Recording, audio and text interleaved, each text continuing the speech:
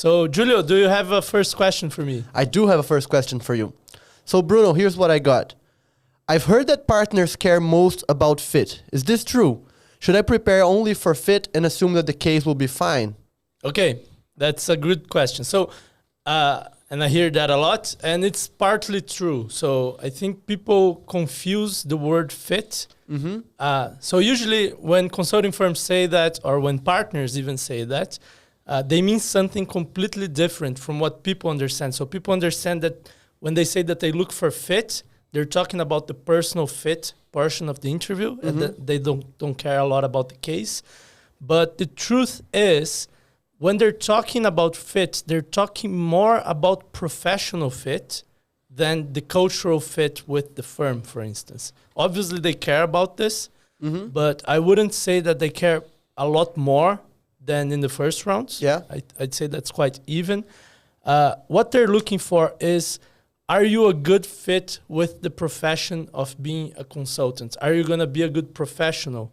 Do you have chances of rising up in your career, become a manager, eventually a partner, eventually even a senior partner that can represent the firm? So what does that mean in practice, right? In the first round, they're testing for your ability to do the work. Yeah. Especially the position that you're going to be joining. So if you're going to join as an analyst, as an associate, as a junior consultant, then they're going to test for that. If you're joining as an engagement manager, for instance, then they're going to test for more skills. But it's basically a skill test, both hard skills on the case and soft skills throughout the whole interview, not just the personal fit. The case also has soft skills elements to it, right?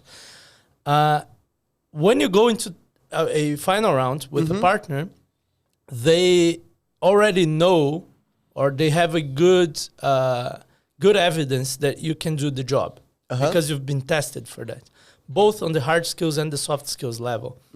But mostly on the hard skills, right? Because the case is the most important part in the first round. And whether you got to the answer, a good structure, good analytical skills, and so on. So what they're testing for is, can you be a good professional? Okay. So the way that I like to think about it is with a 2x2 matrix. So you have the case questions and the personal fit questions. And both of them, they test for skills and personal fit. Oh, sorry, professional fit. Okay. So, and in this new paradigm, in this new way of seeing the fit, then yes, they do care more about the fit. So let me give you a few examples. When you give a personal fit answer in the first round, they're caring more about your actual answer, right? So if it's a personal story, they care more about what you did in that story. They care more about what skills you're showing through that story. When it's a partner, they do care about that, but they give more emphasis to the professional fit part of the story. So they see it with an eye of, how would you tell a story to a client? And would the client believe that story? Would they believe, how would they interpret you as a person, you as a professional through that story? So the storytelling element has more weight. The structure and communication skills of your story has more weight. Do you spend a lot of time in irrelevant stuff? In the first round, that's fine. It's not ideal. But the interviewer can cut through the irrelevant stuff and go into what they're looking for.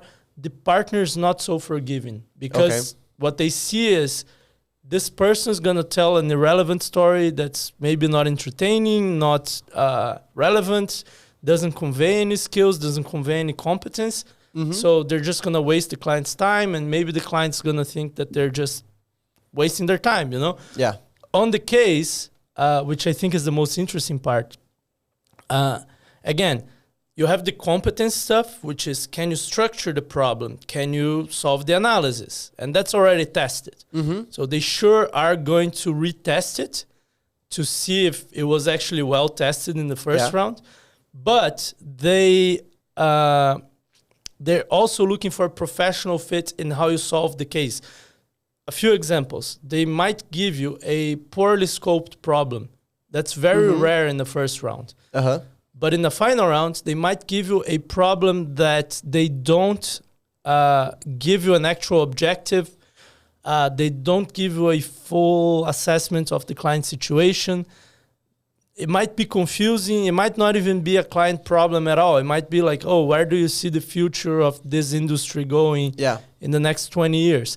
So they're testing for your professional ability to ask questions to your client and better scope the question. Another example, everyone knows you need to be structured when answering a framework question at the beginning of the case, when generating ideas in a creativity or brainstorming question, and even when solving an analysis, right? So you need to be structured. Everyone knows that. In the first round, they give you time to structure. You might need to ask for that, but they will give you time to structure because they want to see if you have the competence, the skills to structure the problem, right? In a final round, they might ask you not to use paper. And a lot of candidates, it's curious, they interpret this as, oh, then I don't need to be structured. But it's quite the opposite. You need to be as structured as if you had paper.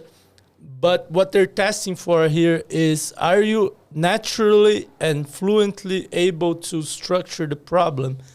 Like, do you do that naturally, even if you're just talking to your clients? And obviously, most times you're talking to a client, you're not going to stop, hey, I need a couple minutes to structure this, right? Right. So they want to see if you are a structured person rather than are you a person that can be structured when they get the right setting. Yeah, but it's not as intrinsic as you put it because you can train for that. You can practice for that.